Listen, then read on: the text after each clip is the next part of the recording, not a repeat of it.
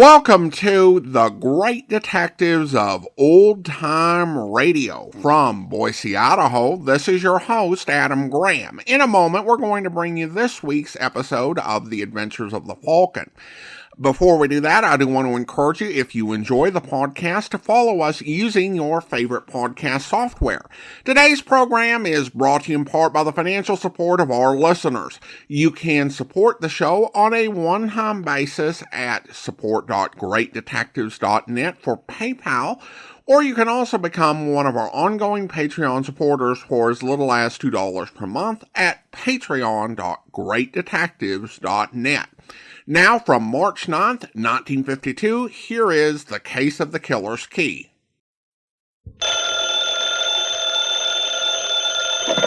Hello?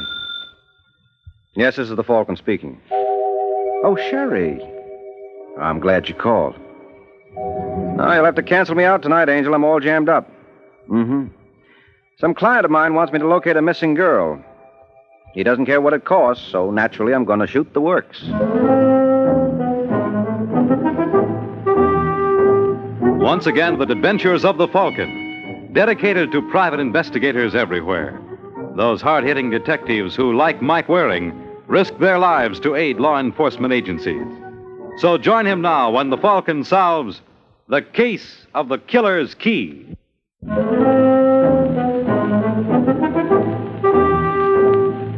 It is early afternoon in New York, and in a shabby rooming house in Midtown Manhattan, a nervous young man named Larry Gordon gives himself a dose of artificial courage. Then, deciding further treatment is indicated, he starts pouring again. Who is it? Me, Larry. Open up. Wait a minute, Claire. Did you get them? Everything. Here, you fly to Chicago. From there, I made a reservation for you on the California Limited. What name did you use? Larry Holcomb. Good. When's the plane leave? 8:25 tonight. Couldn't you get me out sooner? No. Listen, Larry, I still think you're making a mistake. Running away is no solution. Are you crazy? Maybe this isn't as bad as you think. It's worse. If Hunt ever lays his hands on me, that's it. I think you're wrong. Look, I worked for the man for 8 years. I know how his mind operates. I never should have opened my yap to those Treasury boys in the first place. You had to, darling. Why? Was someone twisting my arm? They got enough on him to send him up for 10 years. But without you, they've got no case. And don't think that Mr. Hunt doesn't know it. Now, if you want to help me pack... Larry. Think you could have been followed? No. No, I was very careful. Who is it? Kemper, Internal Revenue. Oh, just a minute, Mr. Kemper.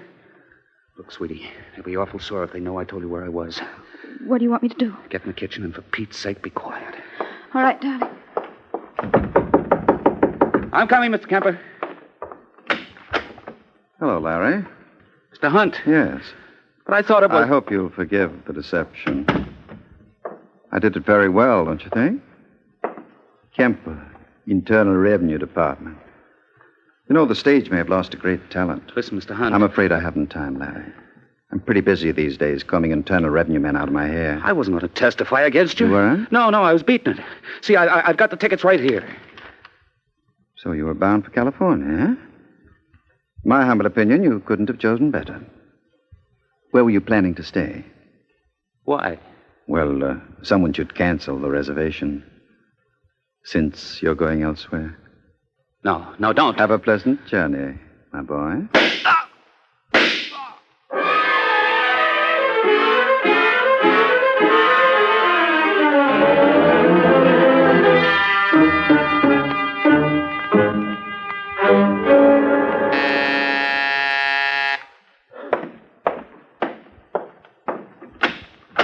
Yeah?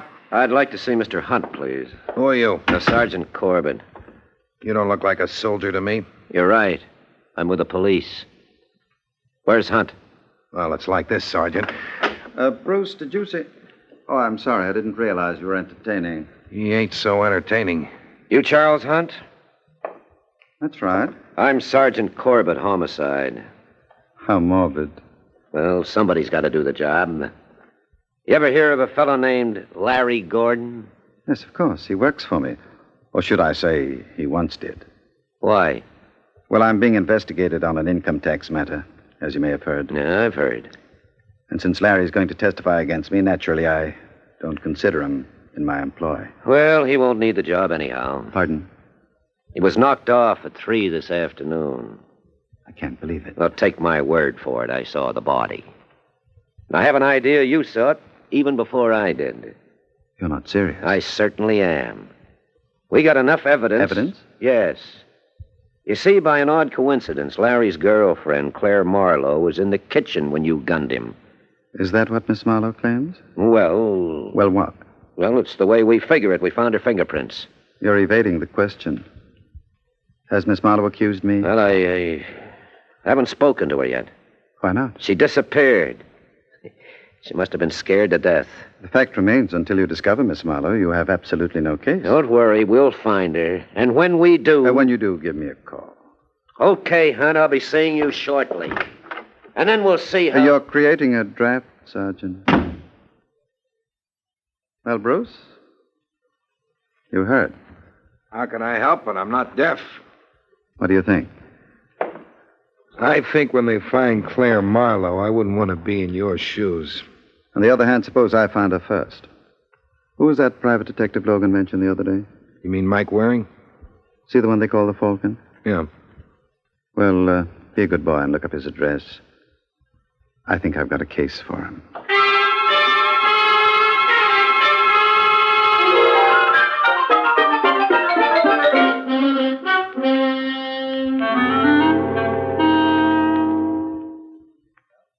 That's the situation, Mr. Waring. So you see my problem. No, I'm afraid I don't, Mr. Hunt. Isn't it obvious? I want you to locate this Claire Marlowe. You said the police are looking for her. Unfortunately, I haven't much confidence in them. Mm-hmm. Well, the jails are loaded with people who thought that. Nevertheless, I'd like to see you take the assignment. I don't like it. Why not? It smells to me of tampering with a witness. Corbett claims this Claire Marlowe can prove you're guilty of Larry Gordon's murder. But there's another side to the coin. If Miss Marlowe saw someone else, she can establish my innocence. Yeah, I suppose that's true enough. What if the police find her first? So much the better.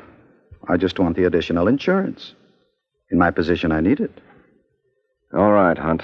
I'll do what I can. That's all I ask. You do what you can, and from that point on, it's up to me.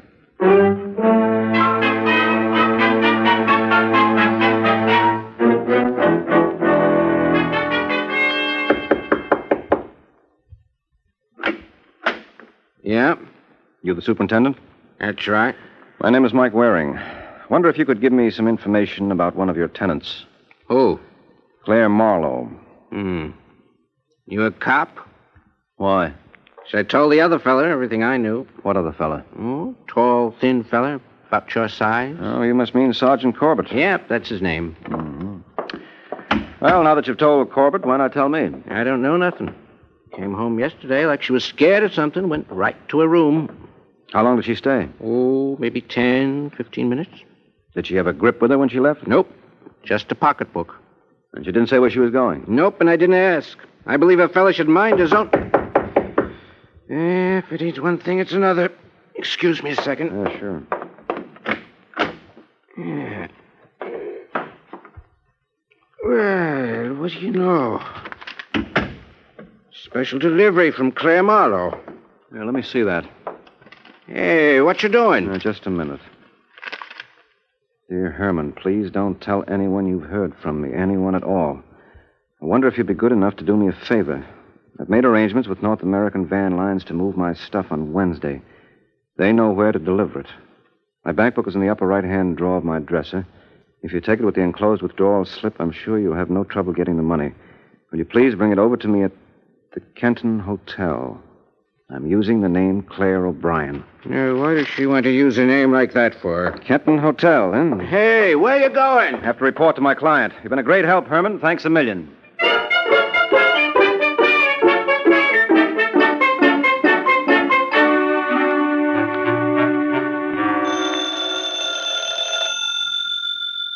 Bruce?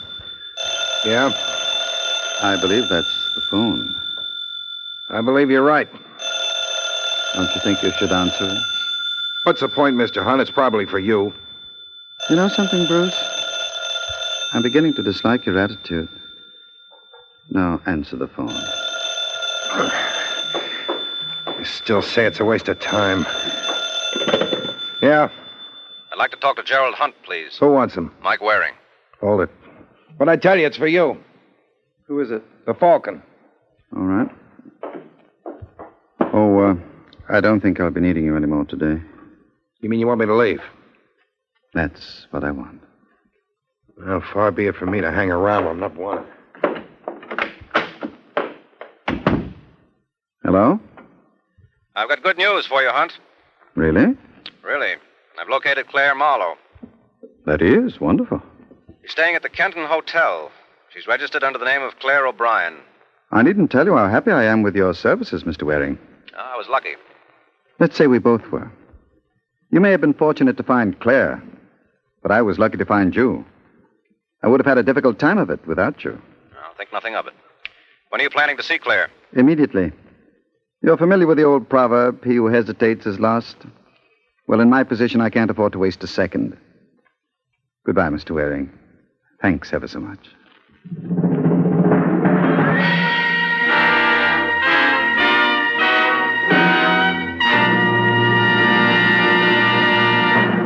An hour has passed since Mike Waring reported to his client, Gerald Hunt, where Claire Marlowe could be found. And now in that young lady's hotel room. All right, you guys. Come on, let's hurry it up. Get out of here. Oh, Davis, see if you can find any prints around, though I doubt it. Can I move the body now, Sarge? Now, you better wait for Lewis. He may want some more pictures. Right. Hey, Levy, how you doing on that? Okay. Oh, you boys carry on. I'll get it. I'd like to... Sergeant Corbett. Hey, what are you doing here? I came to see Claire Marlowe. Okay, look. Oh, no. Oh, yes. Well, is this close enough, or would you like to hold her hand? I don't think she'd get a kick out of it. Neither do I. What'd you want with her? That's a long story. Well, I never knew you to tell any other kind, so let's get started. Well, a client of mine wanted me to find her. And you did. I was lucky. I wonder. Who's your client? Well, I'd rather not say. So you'd rather not say, huh? Look, lunkhead, an innocent girl's been murdered. Nobody knew where she was hiding out. And if you found her... All right. You don't have to draw me a diagram. I was responsible. Yes, indeed. You set her up for a clay pigeon. I've known stupid jerks in my time, but of all... Look, never mind the name, Sergeant. I can think of 1,000,000 to call myself. Well, who's your client? Or maybe I can guess. Well, don't bother. Look, Mike, don't try to hold out on me. I'm not going to. I admit I was the patsy in this case. You were the patsy. What about her? Well, I know. Well, someone's going to pay for it. Hey, wait a minute. Where are you going? I'm going to have a word with my client. After that, you can have him. Well, frankly, I doubt if there'll be much left. I'll be seeing you, Sergeant.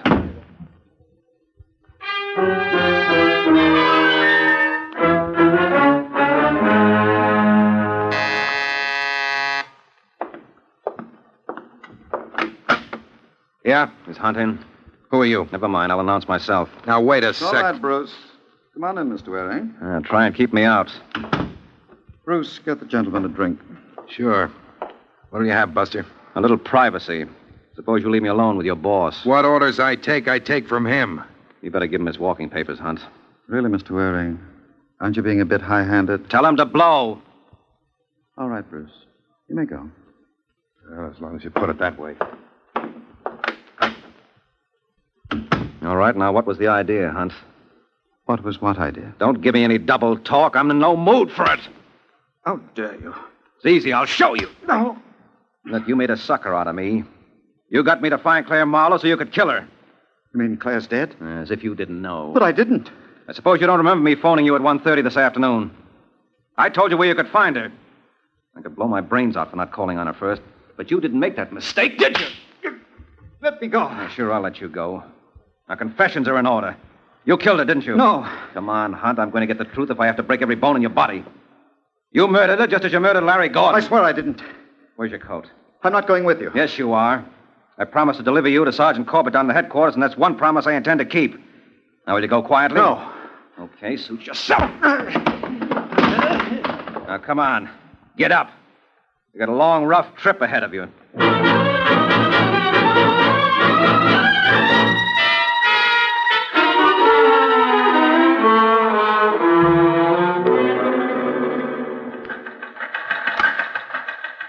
Hey, Matty.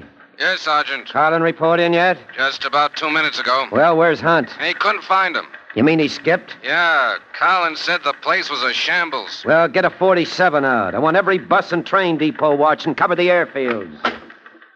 If Hunt gets away, Don't worry, Sergeant. He won't. Hey, never mind, Matty. All right, you crumb, inside. No, let me go. What's the idea, Mike? What's the matter with you, Sergeant? Don't you recognize him? Well, who would? He looks...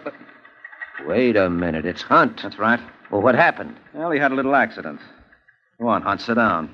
You slug him? No, Sergeant, you know me. Well, that's why I asked. Listen, Mike. Now, look, why don't we both listen? All right, Hunt, make like a birdie. I don't know what you're talking about. Look, if I've got to bounce you around again... Hey, what's going on here? He admitted to me that he murdered Claire Marlowe. I lied. You what? I couldn't help myself, Sergeant. He would have killed me. Yes, and it's not too late now. Do you deny I deny everything. I was forced to make that admission to protect myself. Under the circumstances, I felt I was justified. Look, Sergeant, could you leave us alone for a couple of minutes? Don't be a sap. Well, it's all right for you to talk, but I feel responsible for that girl's death. If I hadn't found her, she would still have been alive. I phoned him at 1:30, and I Hey, told... wait a minute. When did you phone him? At 1:30. Oh, no. Why, what's the matter? But do you realize what you've done? You've just given him an alibi. Are you nuts? Claire Marlowe was killed at 1:45. What? 45 minutes before you called him. Well, that means... That means he couldn't have killed her. Oh.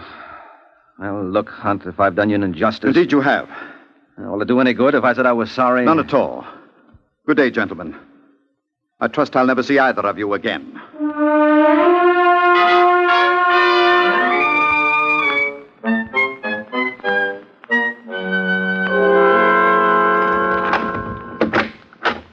Well, welcome home, Mr. Hunt.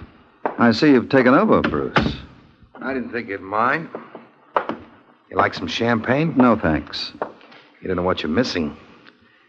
This is the bitter end. They tell me it's the only thing when you're celebrating. Is that what you're doing? Sure. Aren't you back? I'm flattered. I didn't dream you cared. Yeah, I was real worried. I had a feeling I was never going to see you again. Hey, you ought to do something about that eye. That Mike Waring can really dish it out, can't he? All right, Bruce. Joke is over. What's the meaning of this? I told you I was celebrating. Surely you don't begrudge your ex-employee a bottle of champagne. My ex-employee? Well, the way I see it, I've been working for you for 7 years. So? So I decided it was time I bettered myself. After all, this is the land of opportunity. And you feel opportunity is knocking at your door? Definitely. You sure you won't join me in a drink? Enough of this nonsense. Get me my robe. You don't seem to understand. I'm through taking orders. With what I got on And what you... have you got on me? For one thing, you knocked off Larry Gordon and Claire Marlowe. This may come as a shock to you.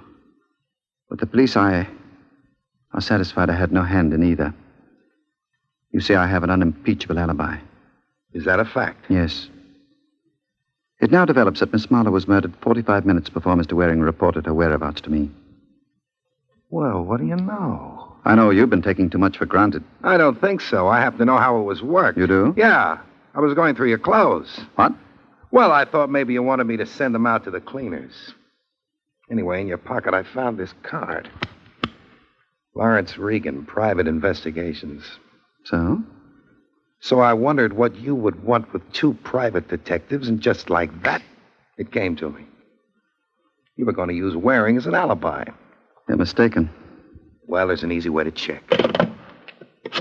Who are you calling? The boy Sherlock, Lawrence Regan. You're being ridiculous. Am I? Hello? Let me talk to Mr. Regan, please. Speaking. This is Bruce Webster. I work for Mr. Hunt. Well, Well, the boss would like to know whether you had any luck finding Claire Marlowe. what's the matter with the guy? Has he blown a fuse? I reported back to him at 11 o'clock this morning. She's at the Kenton Hotel, registered under the name of Claire O'Brien. I guess it kind of slipped his mind. What's going on here? Nothing you should worry about. Thanks a lot anyway. Well, You win. I always do. I'm the patient type. I learned that from you.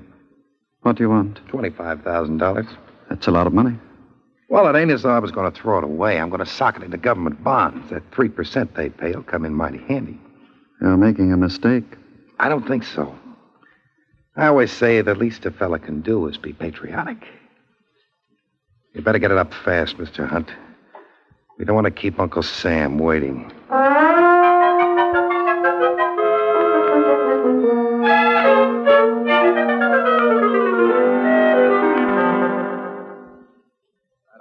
Sergeant, I don't get it at all. Well, you would if I had my way. You ruined everything.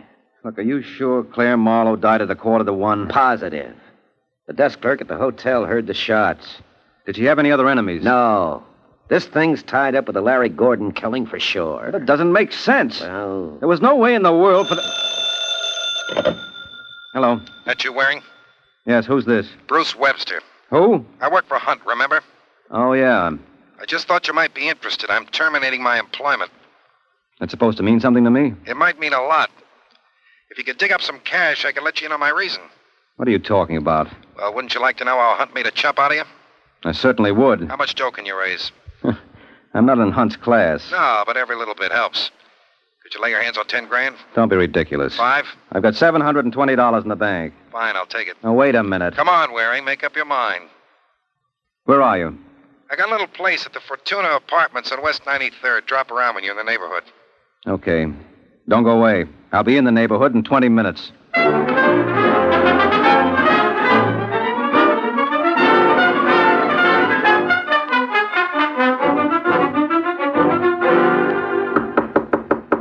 'That you, Waring? Yeah. Just a second. Come on in. Mr. Hunt. Surprised? Yeah, I thought I saw the last of you. You thought wrong. What's the idea? It's fairly simple. I'm a man who hates loose ends. Naturally, with you dangling about. You wouldn't. Oh, you recognize the gun. Yes, it's the same one I used on Larry Gordon and Claire Marlowe. You'll never get away with it. The cops will know for sure. If you're concerned for me, you needn't worry. You see, I've taken the liberty of preparing a note in which you confess to both murders. You're nuts. When the police break in, they'll find the note and the murder gun. Naturally, it'll be in the traditional position for suicide. They'll never buy it. I had no motive to knock off Larry Gordon. You have, the way I've explained it in this note. Seems you were madly in love with Claire. When she spurned you for Larry, you decided to rid yourself of the competition. As for Claire, she was a witness to the act. So regretfully, you had to dispose of her, too. Isn't that poetic? Listen, Hunt. I wish I could, my boy.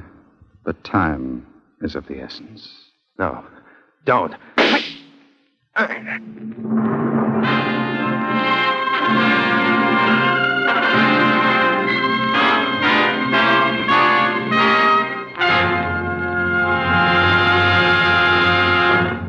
15 minutes have passed since Mike promised to call on Bruce Webster. Now we find Sergeant Corbett helping him keep that promise. This must be it. Yeah. Suppose he won't talk. Just leave everything to me. I left Hunt to you, and what happened? Sure he said he'd meet you here? Yes, positive. I told him I'd be over in 20... Look, get out of the way. What are you doing? Well, what does it look like? Don't you know it isn't polite to peek through keyholes? No, but it could be awfully interesting. What do you see? Give me a hand with this door. Well, what was it? Come on. Put your shoulder to it. 1, 2. Holy smoke. Yeah. What did he want to do that for? Don't ask me. I'm a stranger here myself. Here, wait a minute. What do you make of this? To whom it may concern, this was the only way. I killed Larry Gordon. It was all Claire Marlowe's fault. She led me on. I thought with Larry out of the way, we'd have a deal, but I was a chump. Don't bother looking for any relatives. I haven't... Hey, cut that out, Mike. I was only going through his pocket. Well, you know better. I just wanted to see what he had on him. Well? Well, someone was here before me. All he's got on him are these 2 keys. What do you make of it? Well, one's obviously for his grip, the other for his car. No, this doesn't add up. What do you mean? He didn't commit suicide. But look at the gun. You look at it.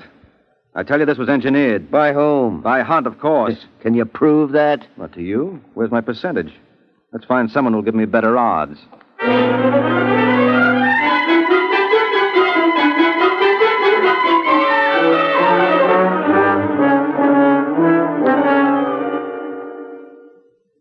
can't believe it. When I was up at Brewster's a few hours ago... And you admit you were there. Why should I deny it? He complained of not feeling well this evening. Naturally, the least I could do was chauffeur him home. And when you left? He seemed perfectly all right. I never dreamt he contemplated suicide. I still don't understand why. Well, maybe this note will clear things up. Whom it may concern. It's the only way Oh, so that explains it. Yes, it would seem to. I never realized he was involved with Claire. Well, things are seldom what they seem. For instance, when we broke into Bruce's room, it looked as though he committed suicide. But you don't believe it? No. You told me you found the gun in the sand. Yes. And it was the same weapon that was used on Larry Gordon and Claire Marlowe. Mm-hmm. Well, I should imagine that would take care of everything. No, not quite. There was one thing missing. When Corbett and I got to Bruce's room, the door was locked. Well? Well, if he committed suicide, it had to be locked from the inside. Obviously. Oh, then what happened to the key? That's right. It wasn't in the lock because you were able to peek through the keyhole. And it wasn't on him or in the room. That means the door must have been locked from the outside, and the killer absent-mindedly walked off with the key. Look, Mr. Waring. All right, Sergeant, go through his pockets. No, you can't. Who can't? Well, what do we got here? It's all a mistake. Yeah, you said it, friend. And the beautiful part of it is it only takes one to land you in the chair. All right, Sergeant, he's all yours.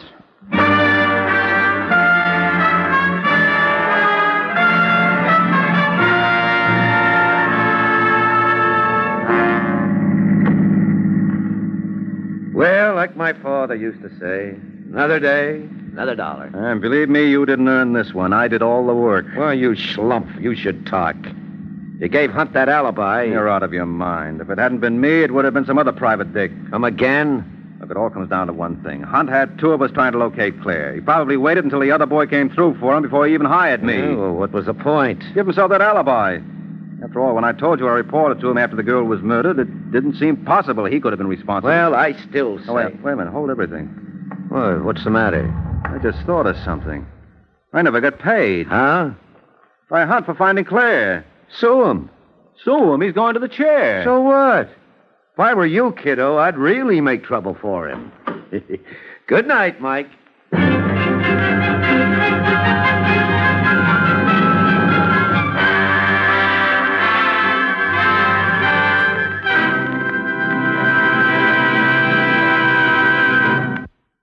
Welcome back. A different type of mystery story. But I have to admit the idea of hiring two private detectives and using one to create an alibi is one I hadn't heard of before. Of course, it does depend on the detective being totally uncurious as to why the person he was hired to find got murdered, or just not keeping up with the news and not being aware the murder happened. Either way, that seems like a pretty big gamble for a killer who made a point of not liking loose ends. Regarding Waring's beef at the end about not getting paid, while I've never been a detective, in most professions I'm familiar with, you give up on the possibility of collecting a fee when you pound your client's face to oblivion. And given the number of people that hire Waring who are guilty, he really should collect a retainer up front. It is kind of interesting that the killer used the same trick twice, and really it could have been thwarted if either victim had looked through a peephole on the door, which an invention that had been around for 2 decades at the time that this episode was recorded. Of course, it's possible that both victims had older doors that didn't have peepholes, which seems like a really lucky break for our killer. Well, now it is time to thank our Patreon supporter of the day, and I want to go ahead and thank Teresa. Teresa's been one of our Patreon supporters since October 2020, currently supporting the podcast at the Shamus level of $4 or more per month. Thank you so much for your support, Teresa, and that will actually do it for today. If you're enjoying the podcast, please follow us using your favorite podcast software. And if you're enjoying the podcast on YouTube, be sure to like the video, subscribe to the channel, and mark the notification bell. All those great things that make YouTube channels grow. We'll be back next Monday with another adventure with the Falcon, but join us back here tomorrow for Matthew Slade, Private Investigator, where... Are your fingerprints on the gun? No. I mean, I don't think so. Oh, I just don't know. What happened to the letter your husband wrote? I have it in my pocket. After the accident, I took it from his desk. Let me see the letter. Why? I told you what's in it. I'd like to read it for myself, Mrs. Regan. Now look, Mr. A Sedgwick. letter, Mrs. Regan. Very well. It's been opened. Of course. I opened it. Does your husband write with his left hand? Yes, he's left-handed. Mr. Slade, must you keep asking these foolish questions? Part of my service. Now, you say your husband was drunk when you came in. You had an argument. He took out a gun. You made a grab for it, and it went off. Yes. Okay. On your part, it was an accident. Well, if you're telling the truth, you're in the clear. So how do I fit into all this? I want you to remove my husband's body. I hope you'll be with us then. In the meantime, send your comments to box13@greatdetectives.net. Follow us on Twitter @Radio Detectives and check us out on Instagram, instagram.com/greatdetectives. From Boise, Idaho, this is your host, Adam Graham, signing off.